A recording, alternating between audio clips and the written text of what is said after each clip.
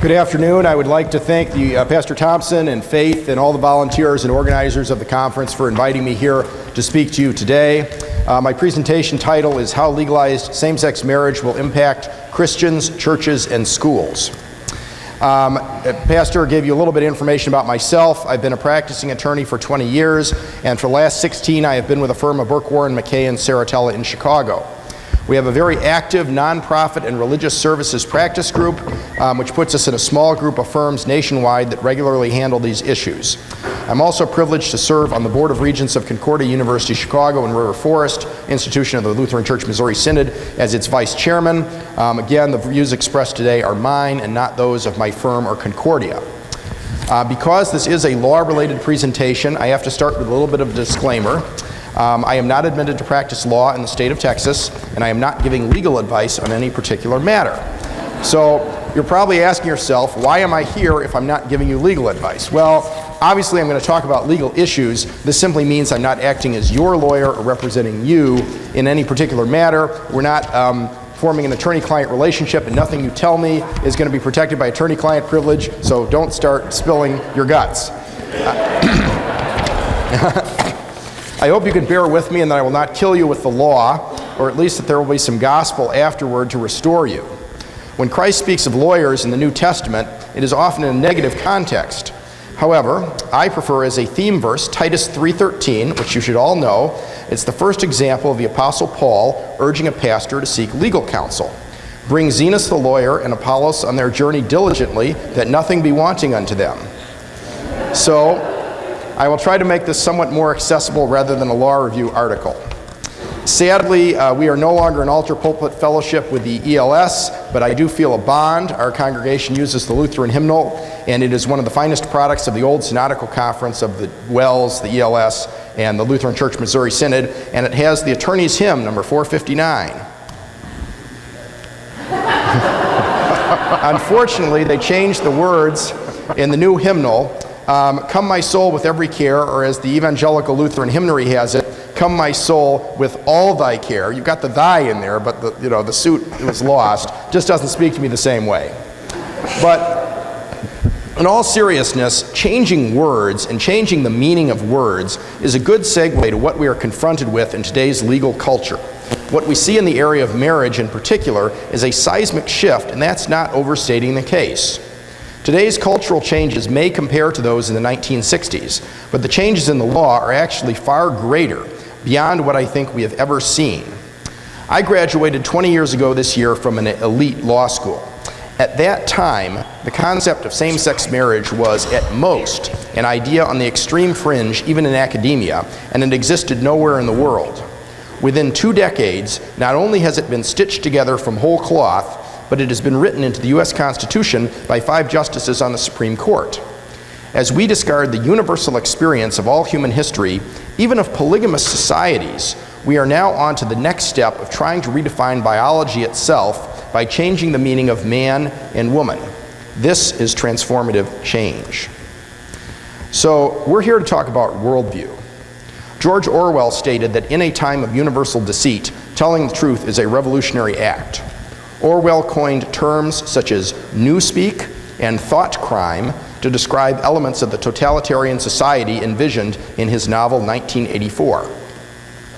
And frankly, we can see some of these same elements in the legal arguments that gave us same-sex marriage.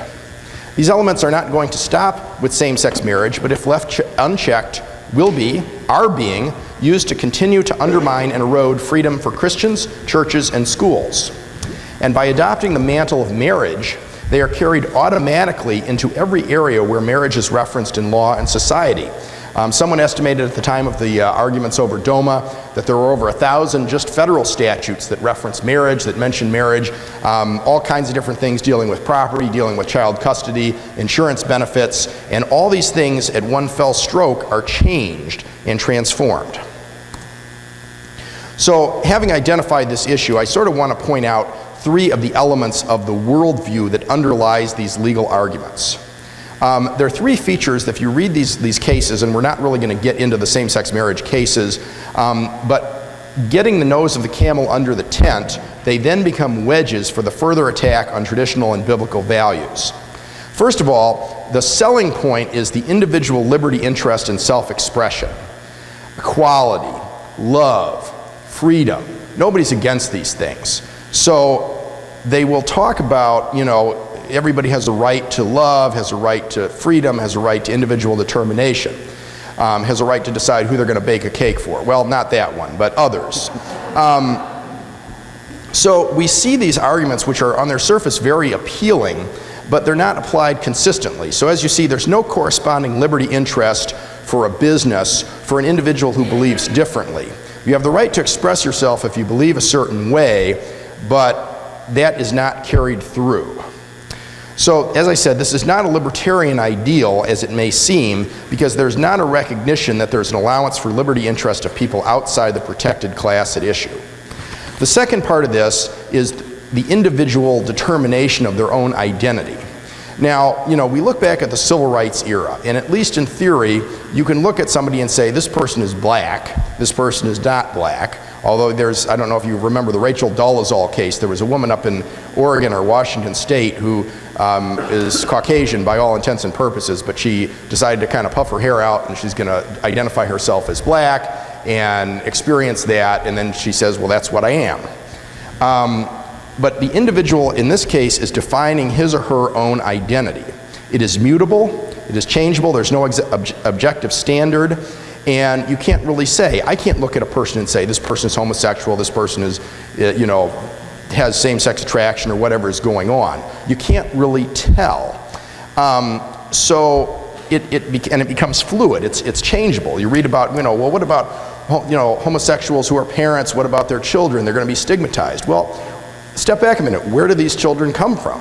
Either the people engaged in a heterosexual relationship at one time, so something has changed, or they've deliberately created a situation where the child has no mother or no father. But they didn't just come from nowhere. So this becomes problematic because this identity definition can be contrary to God's law, can be contrary to biology, an objective fact, but yet we say, well, this is what the person has decided, and therefore we have to respect this. And again, this is limited to identities that are approved essentially by the cultural elite. So, I identify as a Bible-believing Christian, that isn't going to be viewed as something that has to be protected. So then, once we get there, point 3 is really the most important, which is all opposition is stigmatized. Anyone who questions the rationale for the new order is essentially immediately marginalized as backward and bigoted, and we're not going to debate the issue. Any contrary opinion is illegitimate. We can't even talk about it. You've heard the concept of trigger warnings. Essentially, if somebody is even going to be offended by what you say or a word you use, you're not supposed to talk about it. Amherst College, the Lord Jeffs, their mascot was an English nobleman. This has become hateful and oppressive, and he's got to go. Because supposedly this guy 300 years ago gave blankets to the Indians that were infected with smallpox. I mean, it gets to the point where, this is this racist symbol of this cartoonish English lord with a white wig, and now people are being offended, but they got rid of it.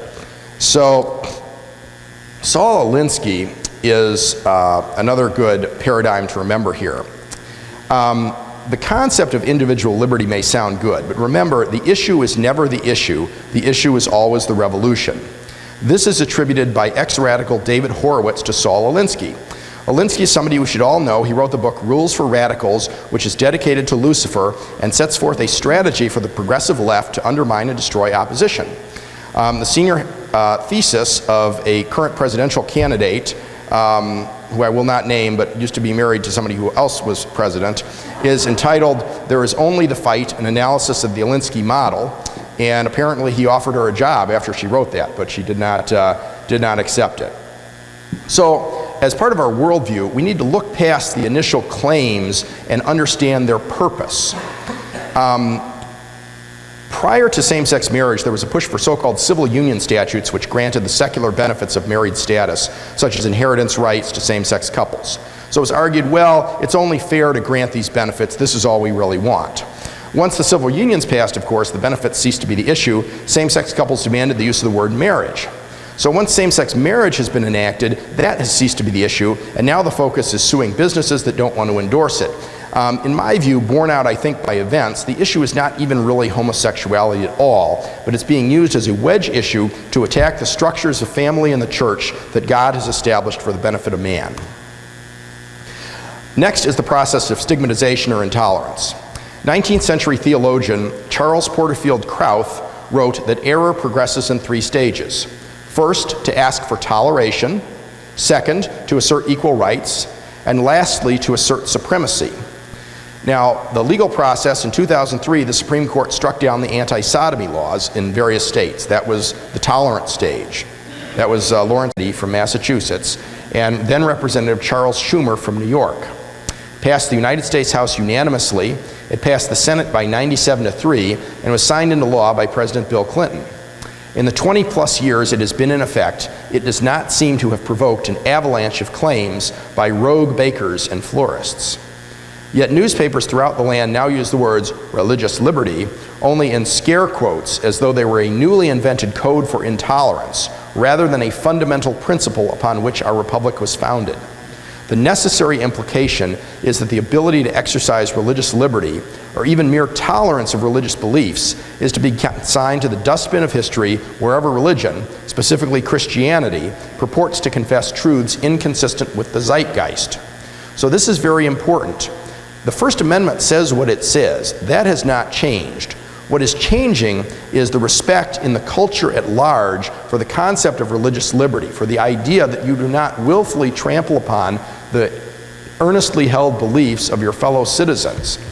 We are now getting to a point where there's certainly, I wouldn't say a majority, but there's certainly a large number of people who say basically, if somebody claims that their rights are being violated, then religious liberty, that's not important. And that's problematic, because without the cultural support, the First Amendment doesn't get you very far. So, say you are a Christian business owner or employee. What happens if your employee or coworker suddenly announces that he or she identifies as a different gender, I should say? This is the T in LGBT.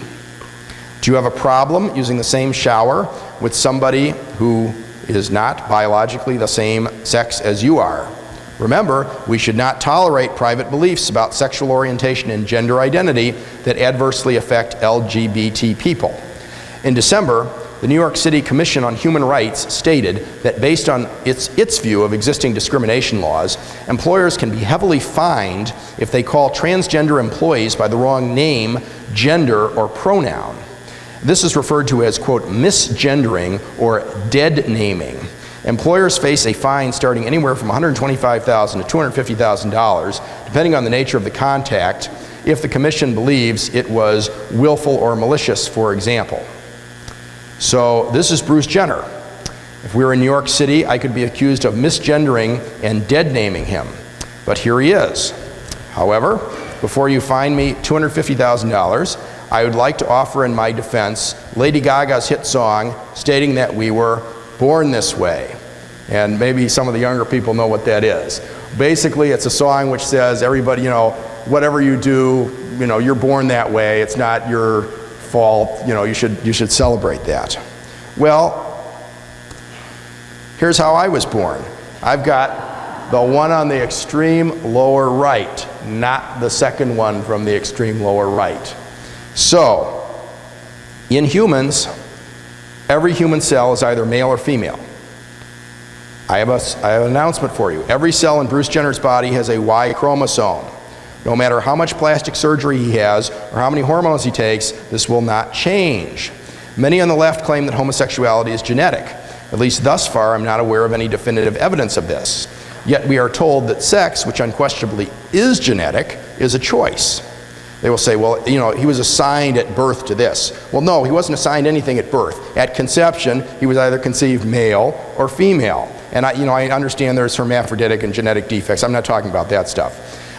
This is where the argument of the left that homosexuals and others are born this way and therefore we can't judge them begins to collapse under the absurd contradiction of transgenderism, and all these things start to come apart if you really dig down and ask yourself the logic behind them. Now, some of us remember the old jokes about the East German women's athletic teams, that they were very masculine in appearance and so forth. Well, the Olympics recently announced they are considering allowing transgender women to compete as men. In other words, a man, so long as he's on hormones to reduce his testosterone level, can compete as a woman. Closer to home, a school district in my home state of Illinois has come under federal scrutiny and the threat of loss of millions of dollars in funding because it did not want a boy, and it was a biological boy without getting too specific, changing in the girls' locker room. The boy identifies as a girl. However, I know we're in mixed company, he retains male anatomy. According to the federal government, the boy would be uncomfortable in a boys' locker room, or even, as the school offered, in a private changing area. Well, what about the comfort of the other 50, 60 girls that are in there changing, taking showers, don't want a boy in their showers, the safety of the female athletes who could be injured in competition with bigger, stronger men?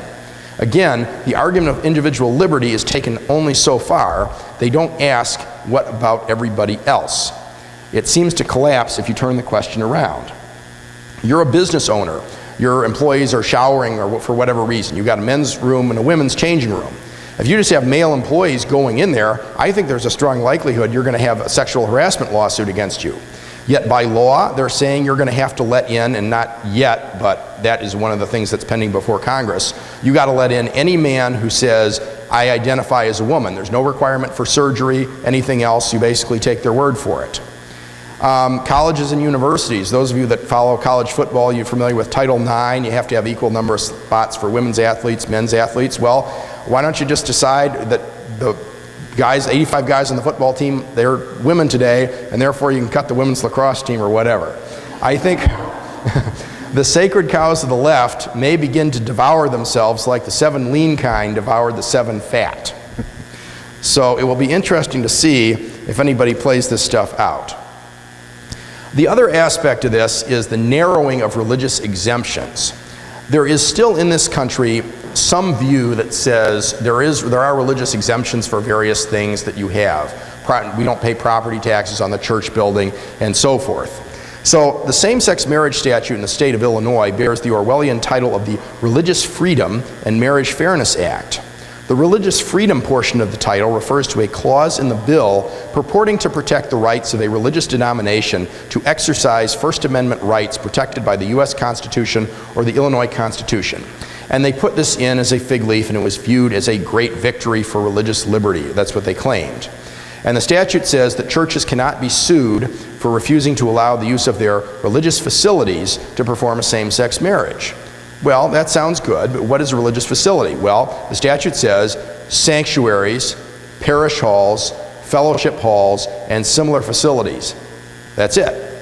The definition specifically excludes facilities such as businesses, healthcare facilities, you have a religious hospital, educational facilities, you have a Lutheran high school here in San Antonio, or social service agencies, Lutheran church charities in Illinois. So parochial schools, church-related colleges, religiously affiliated hospitals or social service agencies, and private businesses are intended to be excluded from exercising any rights of conscience. This is in keeping with a very limited secular view of religion as something one does on Sunday morning within the 4 walls of the church, but should have no impact on the rest of one's life. It is completely inconsistent with a Lutheran view of vocation. It is also easy to see how this view could prevent the church from operating schools, universities, and other institutions confessing Christ. Concordia University, where I am on the board, is an institution of the Lutheran Church Missouri Synod. We are not, and whether you're ELS, WELS, or LCMS, we are not church, we're not a church. But some of the pastors laugh at this, nobody else gets it. But how do we exercise our freedom of conscience? State of Illinois law says we don't. Now, I think the First Amendment's broader than that. I think if someone were to come in to say in Concordia, you got to do it, I think we would have a legitimate First Amendment defense. But the intention is, who wants to get sued? Who wants to have that happen to them? What about hiring decisions? This is Hosanna Tabor Lutheran Church in Michigan, which won a Supreme Court case establishing the right of churches to hire and terminate ministers free from court interference. And I met the pastor of this. I was up in Michigan at a pastor's conference, and he told me a few stories about this. If that case comes back in 10 years, will we receive the same protection? What about exemptions from property taxes and sales taxes? Those are established at the local level and the state level, and I suspect they will come under attack at that level first in more left-leaning jurisdictions. Attempts were already made in California to strip exemptions from the Boy Scouts before that organization caved into demands of the homosexual lobby. What if you're in say, Travis County, Texas, and you have a very liberal county government? They passed an ordinance that says, we're only going to grant exemptions if you sign our affirmation of non-discrimination. And of course, it'll have in there things that we as Christians would not agree with. Certainly that's going to get challenged, but they can make it more difficult for you. So we all know, I think, around this area about gender discrimination and the Houston Equal Rights Ordinance. So in 2014, Houston passed an ordinance which said that any place of public accommodation cannot deny any person entry to any restroom, shower room, or similar facility if that facility is consistent with and appropriate to that person's expression of gender identity. So if the man says, per Shania Twain's 1997 hit song, "Man, I feel like a woman," that person may use the ladies' changing room and the showers at the public swimming pool with your sister, mother, wife, or daughter, and it's illegal to question such behavior. Now, of course, that got overturned by a coalition of churches supported the repeal. There was litigation about the Houston Five when they started subpoenaing the sermons, and of course, anybody who voted to repeal that is hateful. And in 2013, it struck down the Defense of Marriage Act, which was the equal rights stage. But last year, it held that anyone who supports marriage as naturally understood is a bigot. We have advanced very rapidly to, and are now in, the supremacy stage. One of the things we need to understand is the language of the opposition. Listen critically to the specific words that are being used. Freedom of worship, for example, is not the same as free exercise of religion. Sex is not the same as gender. Sex means the immutable and binary biological distinction between men and women as God created us and as each of us is born. Gender, according to the World Health Organization, means the socially constructed roles, behaviors, activities, and attributes that a given society considers appropriate for men and women. Gender, according to other academics, is most assuredly not binary. Rather, there are limitless possibilities of one's sexual identity. Facebook, I am told, offers 56 options. You may have heard about cisgender and various other things, and I think cisgender is if you actually, like I would be a cisgender male because I am male and I present myself as male. But we don't just say this guy. Gender is argued to be changeable, although at the same time we're told it's not a choice.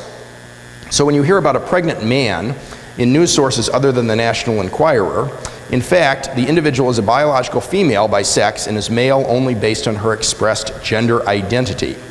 So a law about gender discrimination is not the same thing as sex discrimination. Banning gender discrimination may mean banning separate sex facilities altogether. The women's rights movement did not, for the most part, result in coercion of churches, even though some denominations chose to abandon the biblical precept of male clergy and other doctrines. But it appears that affirmation of homosexuality is the doctrine upon which the modern secular left stands or falls, and on that point, the left is orthodox to the point of intolerant supremacy. And it'd be very interesting to see how this plays with our previous presentation about Islamism and how that interacts, because many of these same people are very affirming of Islamism, which is not at all tolerant of different sexual preferences. So this is a commissioner of the United States Equal Employment Opportunity Commission appointed by President Obama in 2010. She wrote, in comparing the homosexual rights movement to the racial civil rights movement, that, quote, "We should similarly not tolerate private beliefs about sexual orientation and gender identity that adversely affect LGBT people," end quote. She also acknowledges that in her view, the conflict between her version of sexual identity politics and religious liberty is a zero-sum game. They win, we lose. Read that again. We should not tolerate private beliefs. This, in a nutshell, is the goal. Not merely to advance given policies, but using words such as bigotry and hate to stigmatize even the discussion of any contrary viewpoint. It seems that same-sex marriage is destined to be the law of the land. But because the issue is never the issue, once one point is resolved, the debate moves rapidly on to the next point. I want to read you some passages from a marriage-related court decision. These passages could very easily have come from the Supreme Court same-sex marriage case because, as I said, we see the same rhetoric, the same logic, individual rights, individual determination, stigmatization of any opposition. This is a case called Brown versus Buman, which in December 2013 overturned part of a state marriage law. And I'm not going to read the whole thing, but basically you read this first part, the court is not impressed with the defendant was the state in this case. A philosophical discussion. The court has to address the fact that we now protect individuals from criminal consequences to certain personal choices, even if the legislature might have thought it was a good idea and in the best interests of society. So, carrying on, the court winds up a little bit. To state the obvious, the intervening years have witnessed a significant strengthening of numerous provisions of the Bill of Rights and a practical and morally defensible identification of penumbral rights of privacy and repose emanating from those key provisions of the Bill of Rights. The Supreme Court has over decades assumed a general posture that is less inclined to allow majoritarian coercion of unpopular or disliked minority groups, especially when, here we go, blatant racism as expressed through Orientalism/imperialism, religious prejudice, or some other constitutionally suspect motivation can be discovered behind such legislation. Such an assessment, arising from derisive social views about race and ethnic origin prevalent in the United States at that time, has no place in any discourse about religious freedom, due process, equal protection, or any other constitutional guarantee or right in the genuinely and intentionally racially and religiously pluralistic society that has been strengthened by the Supreme Court's 20th century rights jurisprudence. So, what is all of this talking about? Would it help if I told you the case was from Utah? Yes, polygamy. This is the case that struck down part of Utah's anti-polygamy statute. The message is clear enough. If you oppose polygamy, you are a racist. Didn't see that one coming. But, yes, and this is if you are familiar, there was a reality show called, I think, Sister Wives, and these are the people that were involved in that program. They're all white as far as I know, but nonetheless, if you're opposed to this, you are a racist. Take the court's word for it. The court even found room to condemn the supposed racism of the 1856 Republican Party platform, which according to the court called for, quote, abolishing chattel slavery and Mormon polygamy as twin relics of barbarism. So there were, apparently in the postmodern hierarchy of victimhood, polygamy now takes priority over slavery. Brown versus Buman was a law that said you couldn't cohabit in a marriage-like polygamous relationship. Now, a little bit of legal history here.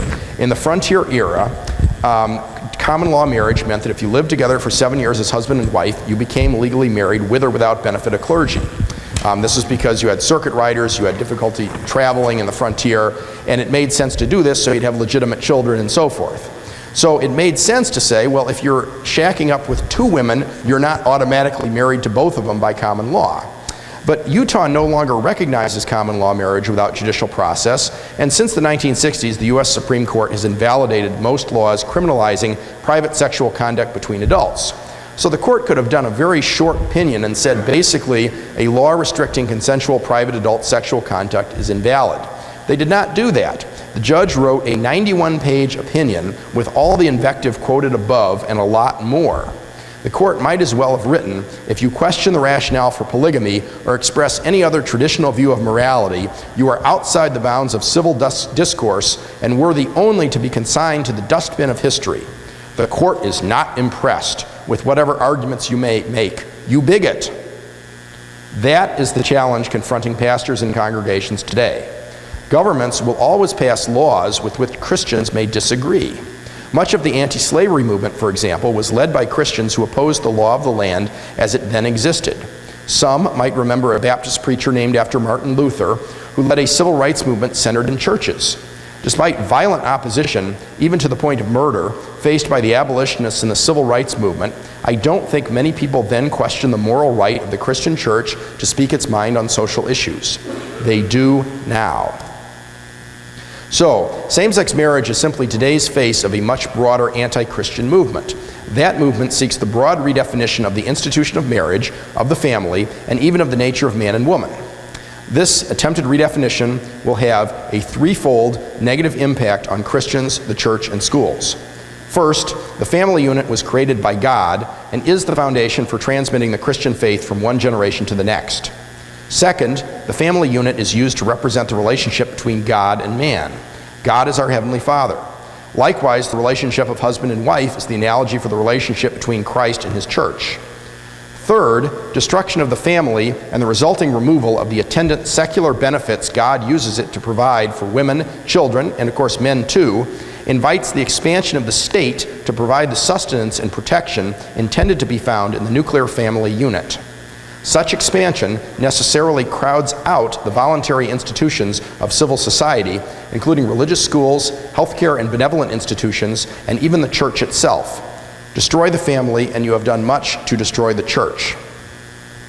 Missouri Synod President Matthew Harrison has posted the following quotations from Herman Sasse, Lutheran theologian. How can a man understand what this means? I believe in God the Father, if a man no longer knows what an earthly father means for his child. It is an experience of church history, which by the way has been confirmed by the history of world mission of the past century, that the gospel seeks the deepest root where it meets people who indeed live in strong social and legal orders. And where these orders are destroyed, the preaching of the word meets with almost insuperable difficulties. Destruction of the church is no longer a mere byproduct of this radical agenda. As we have seen in recent months and years, it is now an express goal. Last spring, the state of Indiana passed a statute, quote, prohibiting a governmental entity from substantially burdening a person's exercise of religion, even if the burden results from a rule of general applicability, unless the governmental entity can demonstrate that the burden, one, is in furtherance of a compelling governmental interest, and two, is the least restrictive means of furthering the compelling governmental interest. So in other words, you make an accommodation for religion. This law provoked a huge backlash. I don't know if you remember in the media. Well, why? The federal version of this law was sponsored by that right-wing senator, but it's not going away. The Planet Fitness gym chain, which is a private company and apparently has already decided to do this, revoked the membership of a woman who objected to finding a man in her changing room. This was not in San Francisco or New York, but Midland, Michigan. There is something pending in Congress called the Equality Act. Again, point one of the paradigm, it's individual autonomy. It used to be called ENDA, Employment Non-Discrimination Act. It's now called the Equality Act. Basically says that, codifies this gender identity stuff into law. It also says right now that you cannot use the Religious Freedom Restoration Act as a defense in anything against this. So they are saying not only are you, secular type businesses going to be obliged to conform to the transgender agenda, but you will not be able to assert religious freedom as a defense. And that was the objection in Indiana. They did not want a defense of religious freedom. They don't even want to balance it. Remember, we're not in the equality stage, we're in the supremacy stage. Per the previous presentation, different topic. So you don't get tolerated anymore. We're past that. We're at the point where you must be subordinated in your views to this agenda. Here's the White House. So soon, if not already, those who take the view that perhaps men and women ought to be able to use separate bathrooms or changing rooms will be lumped in with Bull Connor. Even the White House now has a gender-neutral bathroom pictured here. And again, it's a single-stall bathroom. There's no reason they couldn't have just said men or women, single-stall bathroom. They specifically wanted to emphasize it is gender-neutral. And I can tell you, I don't think probably most women enjoy using single-stall bathrooms that have both men and women going there. I don't think they're probably as clean as one might like. It is my expectation that churches and particularly Christian schools will be targeted specifically. It's very hard for me to credit the progressives' narrative of an oppressed, downtrodden minority needing legal protection for its rights. On one side are the elite media and the culture, along with numerous major corporations, and on the other side are a few tiny family-owned businesses. Who is seeking to oppress whom? Well, Christians face threats to their livelihood and their ability to support their families. As with Memories Pizza in Walkerton, Indiana, will simply answering a question lead to threats to burn down your business or even threats on your life? But we know that Christ will not forsake his church and that the church grows in times of persecution. Do you have, what is, in your livelihood, what is the role of the government? It affects almost everybody. I'm in a licensed profession. I have to be licensed by the state of Illinois, and there are certain things that I'm required to do. We have to take continuing education. One of those things includes an ethics requirement. Well, you can take ethics, don't steal money. Lawyers sometimes have to be reminded of that, hopefully not most. You can take addiction issues, don't drink too much, or you can take diversity and tolerance issues. Is that going to be mandatory? Am I going to be required as a condition of being licensed as a lawyer to sit down for an hour of indoctrination on this stuff? I don't know. Judges, in the state of California, an attempt was made to say that you cannot be a judge if you are a member of the Boy Scouts of America because that is a hate group. They were discriminatory. I think that was overturned on freedom of association grounds, but that type of thing. And it isn't just same-sex marriage. If you're a pharmacist, as a condition of your pharmacy license, you're going to be required to stock abortifacient drugs. These are the types of things that come in. You know, you just are an employee. You know, your coworker one day comes in and she or he announces that there's something else. You got to call them that. Under the New York ordinance, it's not just he or she. It could be Z, which is a ZE or ZIR. They make up these new pronouns, which are supposedly non-gender conforming. This is what's going on in the world of academia and increasingly coming into the world of law. So one of the questions that I get usually with these presentations is, will churches, if they continue to perform weddings, be forced to perform a same-sex marriage as an agent of the state?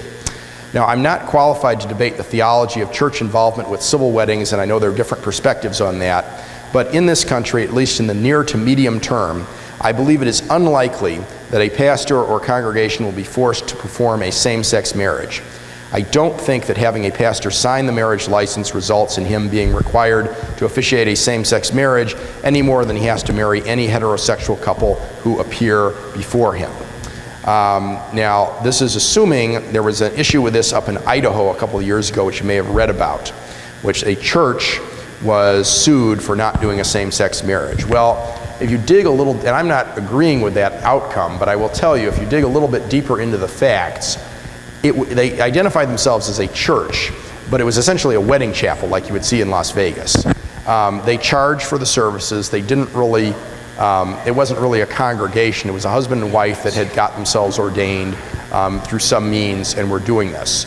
So I think that's an outlier case. There's still a resistance to forcing people to a religious organization to perform a ceremony. I think that's an area where I think that's going to be the last line of attack. I'm not saying it won't happen eventually. I think, however, that it is a good idea to have a wedding policy, but what I would call an evangelical one. It is my recommendation not to try to define everything in legalistic terms and try to write fine print that covers all situations. There are probably a lot of heterosexual marriages that a pastor may not want to perform in the church or perform upon the conditions that the couple or their parents want to impose. Also, simply having a policy that says we don't do same-sex weddings can be viewed as negative and singling out one sin as opposed to others.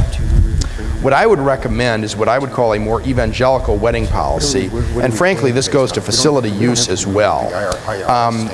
What I would say is basically, and I've suggested this to a number of people, no services or ceremonies may be performed unless officiated solely by ordained members of the synod. The pastor must review the form and content of all such services or ceremonies in advance to confirm that they are in accordance with Holy Scripture and the confessions and doctrinal positions of the synod.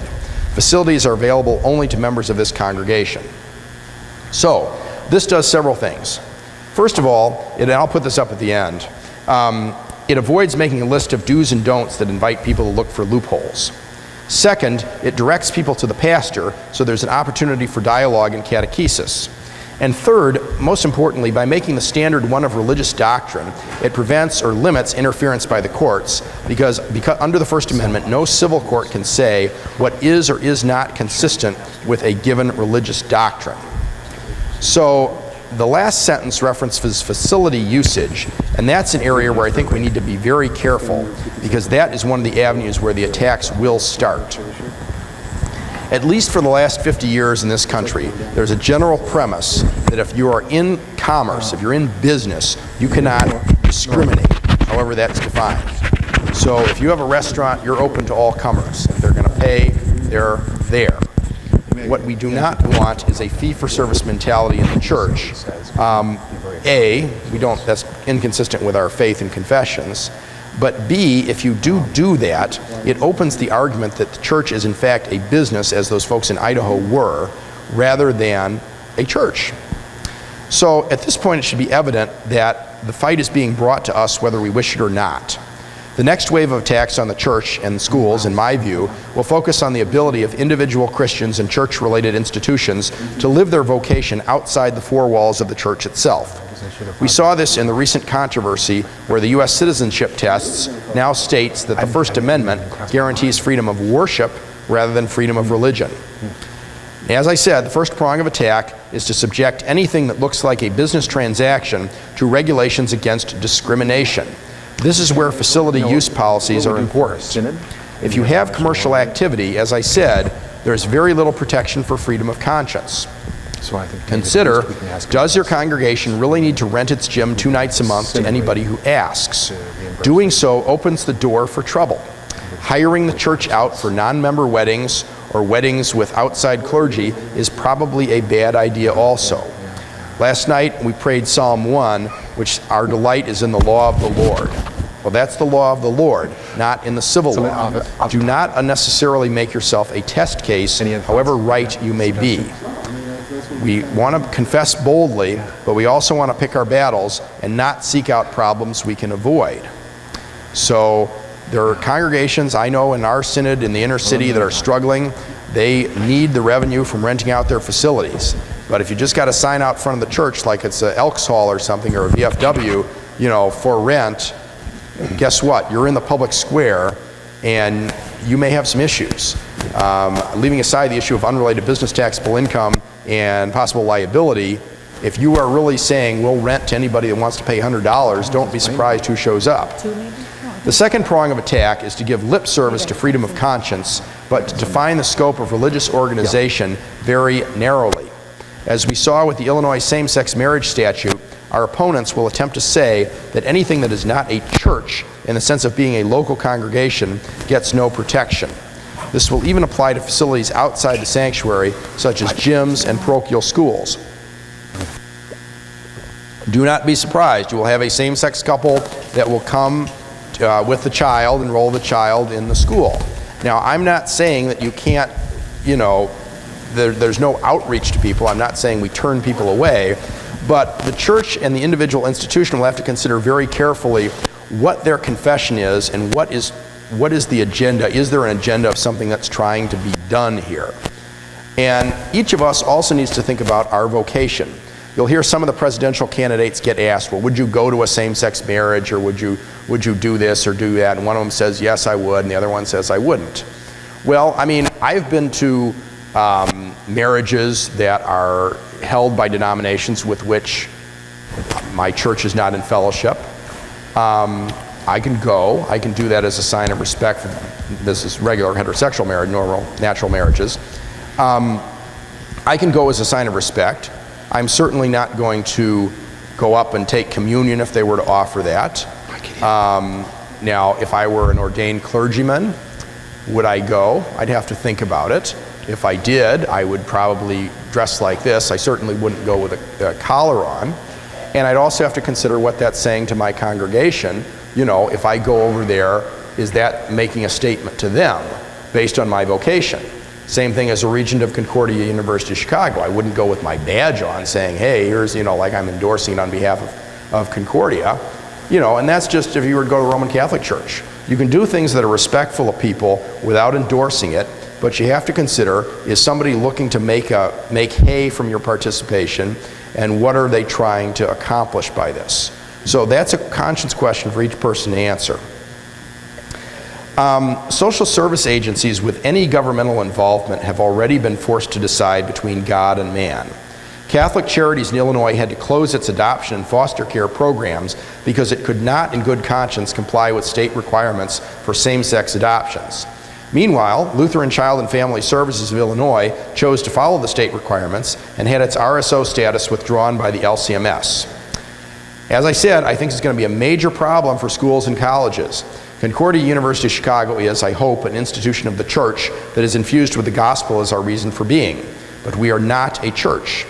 Can Lutheran schools and colleges continue to comply with the requirements of secular accrediting agencies, which may prevent them from living out their confessions in their educational work? Will they remain financially viable if students cannot obtain federal loans to fund their tuition costs? Argument has been made in the Chronicle of Higher Education that no religious school should get accreditation from the accrediting agencies.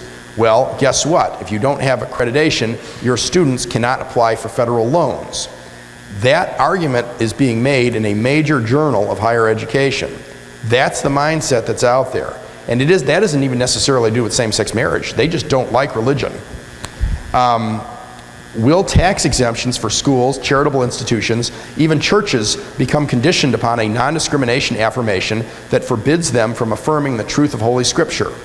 There's already Supreme Court precedent that allows the IRS, by regulation, to provide that if an organization holds beliefs that are contrary to public policy, it is not eligible to be a charity. It is not a stretch to see the current administration extending this to say, by adding simply checking a box on the bottom of the form, that anyone who does not affirm homosexuality cannot be a charity. What then should we do? Good doctrine makes good practice. The more closely institutions are bound to individual congregations, and I'm talking about schools here, the safer they are.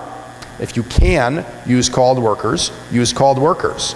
You have a roadmap with Hosanna Tabor case where you are protected from lawsuits relating to employment decisions. If you cannot use called workers in teaching functions, you should make it clear that they have a religious function and they are there to impart religious teaching and use them to do that.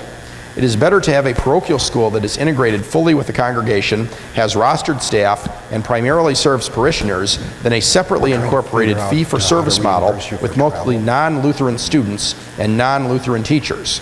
The latter model is much more likely to face challenges, leaving aside the difficulty of preserving any Lutheran identity in such an environment. We must never abandon Christ's commission to preach the gospel to the ends of the earth. But our first vocation is to impart the faith to those of our own congregation and our own household. Significantly more. We also have to prepare our people to suffer for the sake of the gospel. This is not simply a matter of being unfriended on Facebook.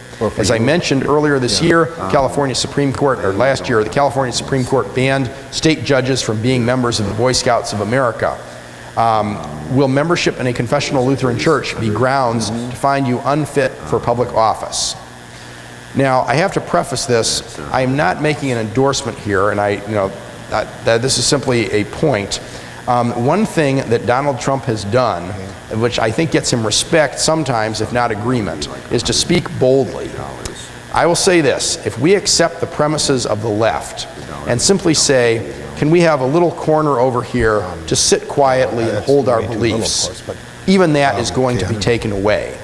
I am not saying to be brash and offensive, but we have to continue to engage the debate. If our views are characterized as equivalent to racism and bigotry, guess what? There is not a lot of religious liberty exemption available for racists today. Progressives continue to seek to redefine marriage so that it is meaningless. Plenty of damage was already done by no-fault divorce and the like. When marriage ceases to hold a place of honor and aspiration as an institution and pillar of civil society, then the already existing decline in marriage rates will only accelerate, with corresponding increases in broken homes, fatherless children, poverty, crime, and every other social pathology. It is not merely the church being harmed by the decline of marriage, but society at large. So push back when someone talks about gender discrimination. Talked about the Equality Act. Ask its supporters whether an adult male should be able to use a public swimming pool changing room with little girls, or your wife, your mother, your sister, your daughter, because that is what these people are advocating. I have to talk about our Synod's Free to Be Faithful campaign. We have to be educated and prepared. The LCMS has excellent resources under Free to Be Faithful, which is culminating in the Lutheran Center for Religious Liberty to be established in Washington, D.C., focusing on issues of religious liberty, life, and marriage. Study Scripture and the Lutheran confessions, and as was mentioned, read apologetic resources to understand what we believe and how we can respond in love to our adversaries with the gospel of Christ. And we have to engage and study the culture. We need to do opposition research to see what is coming. Ignoring distasteful things does not make them go away. Remember also that the issue is never the issue. Attacks on the church did not begin with the debate over same-sex marriage, and they are not ending there. We are in a spiritual battle, and our adversaries will seek us out. Understand the pressure points. Compromise will not save us. The Boy Scouts capitulated in part on the issue of homosexuality, but they were still banned by the California Supreme Court. Teach people. Make sure the congregation and your neighbors understand what we believe and why, particularly with young people, in a winsome way. God's commands are given for our benefit, not to be mean. One of the reasons we have not fared well in the marriage debate is the lack of a positive narrative. As I said, who can be opposed to marriage equality? Well, perhaps the child who is denied the right to know his own mother or father. Most particularly, support and fund the institutions of the church. We need Christian schools more than ever. Ironically, EEOC Commissioner Feldblum was willing to consider the possibility of a very limited religious exemption for church-related institutions where the enterprise must, quote, the enterprise must present itself clearly and explicitly as designed to inculcate a set of beliefs. The beliefs of the enterprise must be clearly set forth, which we would agree with, and the enterprise must seek to enroll only individuals who wish to be inculcated with such beliefs. Now, we would disagree with the last part, which is the intolerant view that Christian institutions cannot proselytize. Nonetheless, there is merit in a view that Christian institutions must clearly and unequivocally confess their beliefs. 60 years ago, Hermann Sasse wrote the following: "The tolerance of the modern world is not the wall against totalitarianism. On the contrary, any such tolerance can change tomorrow into intolerance, as the history of the tolerant Prussian state shows, but the history of other states show it just as well. Only that church, which in all weakness and poverty, but in the strongest faith in Him, who makes us free, announces the pure gospel and administers the sacraments, the means of grace, by means of which Christ builds His kingdom in this world, the kingdom which, as our confession states, is hidden under the cross in this age. Only there is the true freedom of faith." I pray that God will grant all of us such a church in our local congregation and in our synod, and I thank you for your time.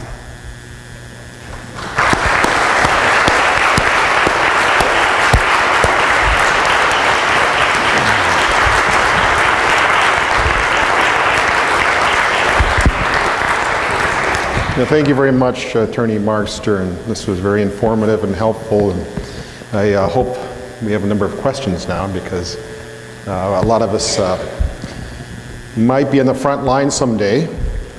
So we got plenty of time for questions. Let me double check. Let's see, we're done at 2:20 here. So Curtis will bring the mic around. This older gentleman over here had his hand raised. You might know him. Curtis? I don't want to talk to him. Okay. They have the same last name. Go ahead and give it to your dad.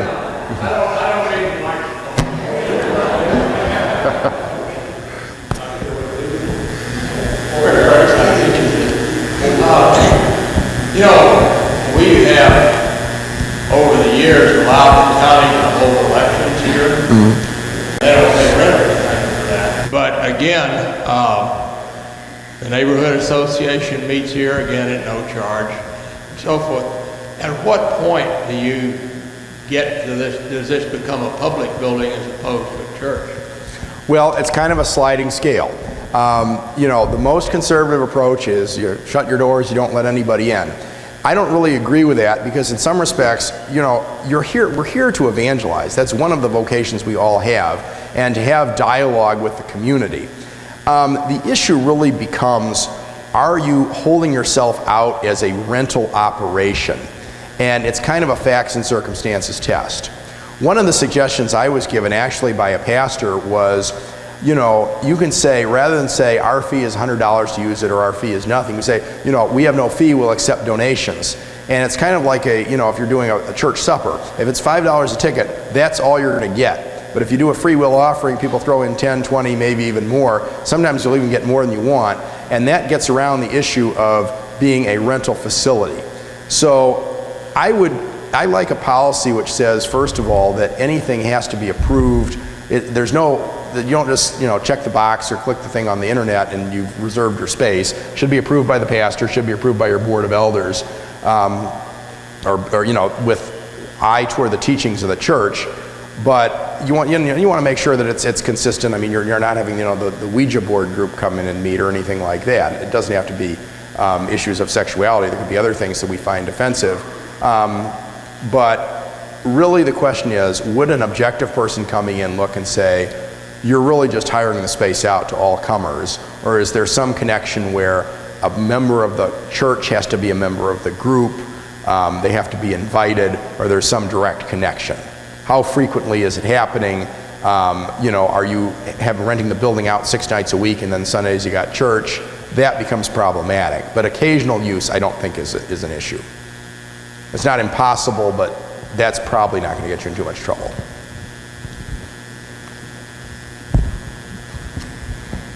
Hi. You were mentioning the city of Houston, the gender discrimination, where you said Texas passed the Houston Equal Rights Ordinance for any place as a public accommodation and has to have. Yes. On there. I was under the impression that had not passed. Well, the city of Houston City Council passed it.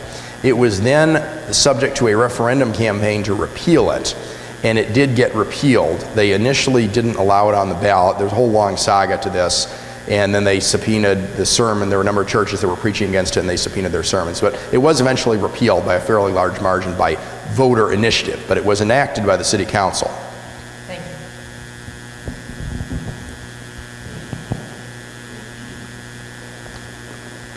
By the way, those who have questions or comments, if you could state your name too and where you're from, that'd be interesting for us. I'm aware of some sensitivity training for LGBT people that took place in San Francisco at the hospital there, where all of the administration and the doctors and nurses, all the professionals, had to be trained in how to treat LGBT people properly. And one of the things they were teaching them was called humility, and there's another term they use, but it was basically to show that non-LGBT people must have to recognize that they cannot really speak about any of these topics, and if they do, they're not exerting humility toward the oppressed group. And it reminded me so much of what you were talking about, speaking boldly. And there's this incredible attempt to silence this darkness that has come upon us, where people are afraid to speak the truth. And it's so similar to the Muslims that we're told that we can't speak about, we can't be critical of the Muslims because that would be bigoted and hateful. So how important do you see it being for Christian people to be willing to say things publicly that might be considered unacceptable, but it's the truth? Well, again, that's a question of what is your vocation, and are you obligated to speak? I mean, I'm not. I'm walking down the street and in Chicago, and from time to time you'll see people out with the T-shirts with the big equal sign on it. They're petitioning for something or other about homosexuality. Is it my vocation to stop every one of those people and either present the law to them and attempt to evangelize them and convict them of their sin? I don't think so. Or if it is, I don't do it. I'm not going to stop and get in an argument with everybody on the street. If somebody comes up, if I'm in a conversation with somebody and somebody asks me, what my belief is, I'm not going to lie or dissemble about that. If you're in a different situation, if you're in a school and you're teaching about something, can you have that vocation and teach something which is false or contrary to God's word? It depends in each case on what is your vocation and what are you being called to do, and can you do it in good conscience? I'm an attorney in the state of Illinois. I'm supposed to uphold the laws of the state of Illinois. One of the laws of the state of Illinois is same-sex marriage.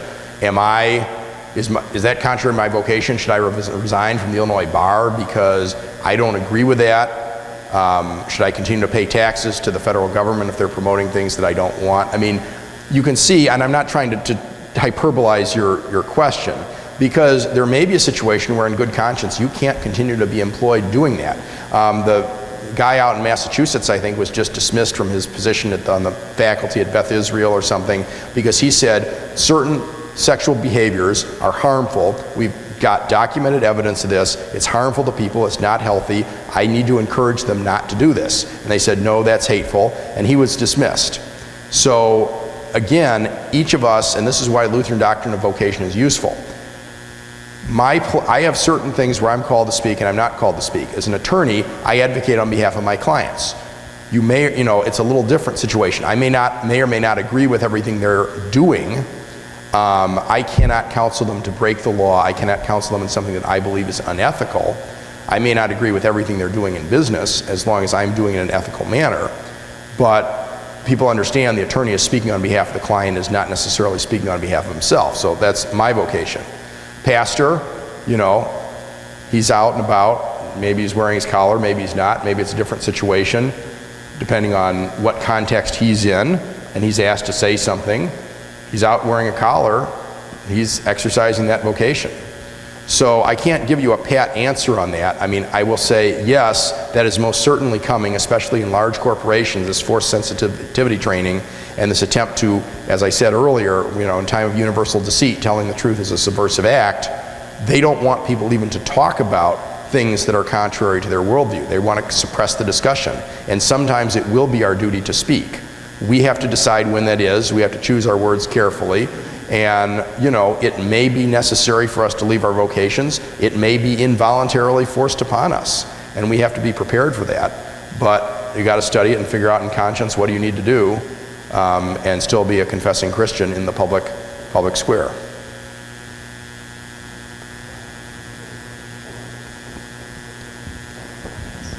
Hi, Gerald Hine from San Marcos.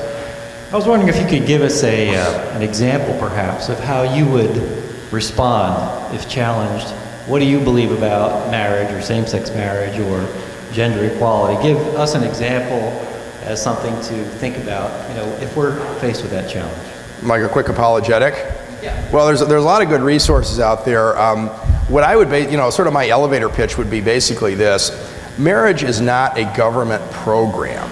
The institution of marriage is something that exists. It's the same way that, children are raised by their parents. It's not because there's a law that says in the state of Illinois or wherever that a child born to a mother in marriage is presumed to be the biological child of the mother and the father. It simply is. Now, the government recognizes this institution that existed before the U.S. Constitution, before America was discovered, before, Britain existed, that goes back to the beginning of time, that's existed in every level of human history, not because the government created it, because it confers benefits on society. And the purpose of it is to facilitate order in society in an orderly way to have children brought up. Now, there certainly have been polygamous societies throughout history. They haven't been, I don't think, particularly beneficial to women particularly, but men perhaps either. We've never seen any example of same-sex marriage arising organically until Netherlands in 2001. And what are you looking for the government to get involved in the personal relationship between two people? If it's really none of the government's business what you do, why are you so anxious to run down to the county building and get a piece of paper to be involved with it? It's not clear to me the rationale for creating this relationship and then saying this is a marriage. Well, no, it's not a marriage. We had two elderly ladies at my congregation. They met all the definitions that appear in Justice Kennedy's opinion. They loved each other, they shared finances, they owned a home together, they intended to spend their lives together, they wanted to help make healthcare decisions, all these things. Their relationship was sisters, and there's nothing wrong with that. So why are they being dehumanized because they could not get married? No, there's no need for them to get married. There's no cause for them to get married. There's no purpose for them to get married. They have another relationship. Your aunt is not your uncle, at least most of the time. So simply appropriating the word to attempt to put the government seal of endorsement on something where you claim it's perfectly valid, what are you looking for? The only purpose of the government having civil marriage is to recognize a pre-existing institution in society. You know, there are many other arguments, there's sociological arguments, there's a whole stream of things, but it really comes down to, in my view, the government is not there to, you know, put a stamp on your choice of soulmate. The government recognizes this relationship because it confers benefits on society, particularly with respect to children, even if sometimes children are not involved. But I'll tell you, it's tough to come up with this sometimes without a religion, and that's a non-religious, you'll notice it was a non-religious argument. We were involved in the briefing when Illinois' previous marriage law was challenged in court. We were an amicus brief in favor of the law because the Attorney General was failing to defend it, so we came in as one of the firms that was advocating for the existing law. And it's very difficult because you don't, like I say, you don't really think about it. Why are children in the custody of their parents? I mean, I've never thought about epistemologically, how do I derive that? It just is. I mean, why is marriage between a man and a woman? It just is. And until 20-some years ago, nobody ever thought differently. So you don't necessarily have a clearly thought out position. And this is why we do need this apologetics, because you don't necessarily think about it. And people say, well, why is this? And then they come in, well, you know, shouldn't everybody be able to marry who they love? Well, I mean, I love my parents. I'm not married to them.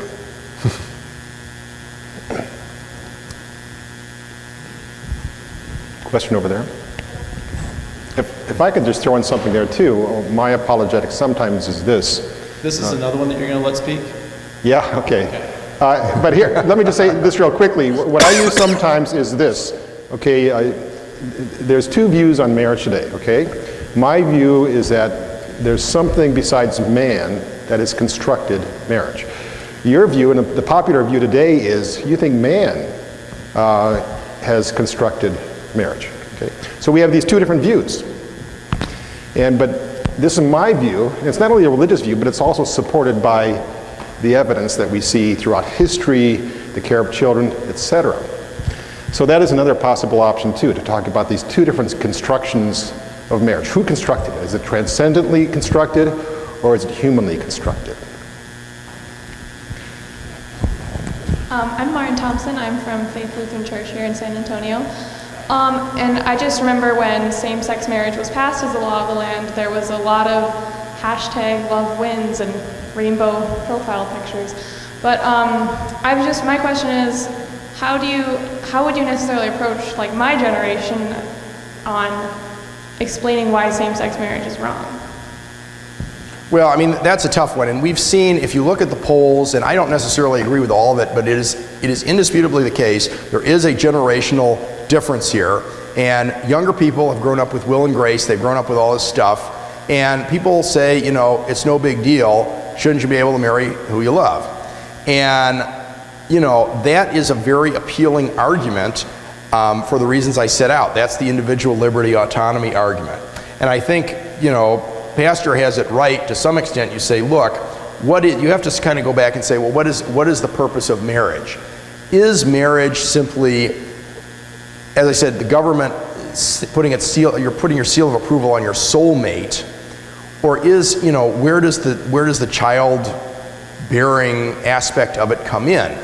Because people can have a lot of relationships. I mean, we have friends, we have colleagues, we have people at church that we have different relations of, you know, non-sexual love with, but that's not something that the government puts its stamp of approval on. The issue is really what, you know, do you have, and you know, I guess some kids don't, but you have a mother and a father. Which one don't you need? That's the structure that God has created for children to be raised in. And you have situations where, through no fault of one person or other, that person is not there. Someone may die, someone may desert, but that's not the ideal. And, you know, you can point sociologically to any type of study that when you don't have a parent in the home, you're hurt by that. You can be an adult. It is not helpful to you. So why would you want to, I mean, the love wins, it necessarily goes on. Nobody's stopping somebody from hanging out with whoever they want to hang out with, basically. But when you look at the family structure and you say, you know, wouldn't you want your dad at this? Wouldn't you want your mom at this? Do you want a situation where the kid doesn't have the mom or the dad? Would you voluntarily do that? Maybe that resonates with people to some extent. And I don't know, you know, I'm getting farther and farther removed from the youth, as many of us are. So that's one of the challenges we have, is what is going to resonate. I will say that your generation in some respects is more pro-life than my generation. So I'm not saying that everything is necessarily bad. I think young people have, with the advances in technology, people have seen the photographs in the womb, they've seen stuff like that, and they've said, hey, that's a person. And at the same time, though, they're going in the other direction. They're saying, well, you know, we don't want to be restrictive on morality. You know, the two guys love each other. Shouldn't they be able to get married? It's, you know, there's a dichotomy there, and we have to figure out how to connect with that, because I don't believe it's hopeless. I don't write off, you know, people. I think, you know, part of it is the maturing process, but also, I mean, there has undeniably been a different influence of culture than what I had, what others had. And we have to think about that and reach out. But it's not it's not hopeless, but just different issues and different ways of reaching them. Oh.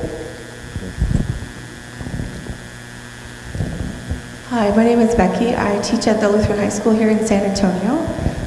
First, a comment to affirm what she was saying, that there is a whole generation of Christians, even Lutherans, that even if they believe homosexual marriage is wrong, they don't want to impose their belief on someone else.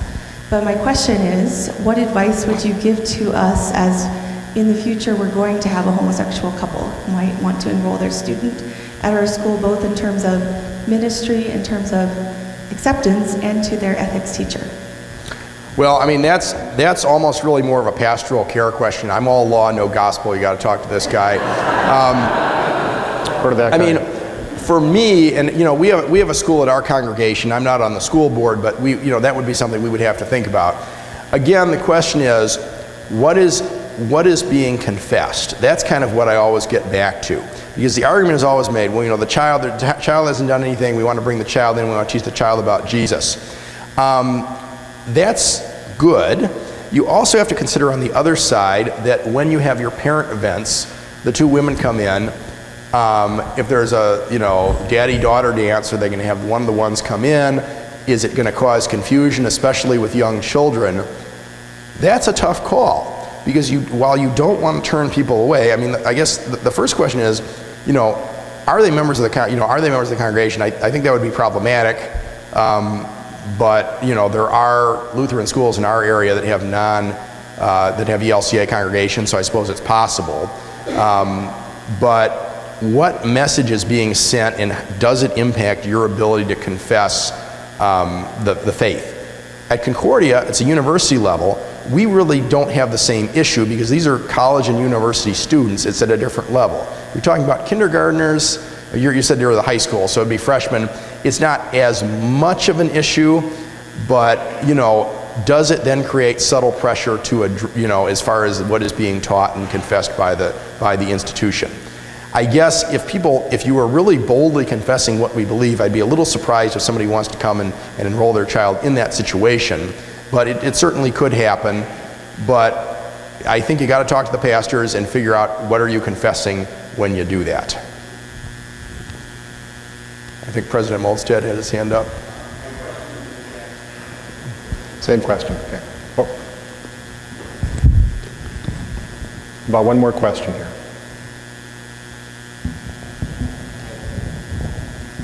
What do you think about when the church of different denominations are now supporting this and are performing the same-sex marriages, and how the church is being seen by the Christian community? As the young lady was saying, they're adopting into this program because they're getting a mixed message. So how do we address them with that kind of question and answer? Well, it's difficult. It's not, you know, Dr. Francisco mentioned that, you know, people see everything that's going on in America and they attributed that to Christianity. You know, there are certainly Christian churches that, you know, do believe different things from what we do. You know, women's ordination, other things like that. I mean, I don't know. I mean, there's been divergence of doctrine for a long time. It certainly does, you know, it's not helpful because it certainly undermines the unity of the gospel, but I don't know how you deal with that other than how you deal with any other false doctrines they may have. They may reject infant baptism, they may, you know, do other things. I mean, that actually is maybe a good example. One of our Lutheran high schools in the Chicago area dropped the name Lutheran from its name because they were enrolling a lot of Reformed, and it was supposedly turning people off from applying to the school. I don't know that that's the way to go. I mean, you can't deny your confession because you want to bring people in, and then you get an issue, well, you know, they were not baptized as infants, and you cause confusion there. It can become an issue, but I don't really know how you deal with that other than simply understanding what your doctrine is and trying to communicate it in a clear manner. So, Again, thank you very much, Attorney Mark Stern.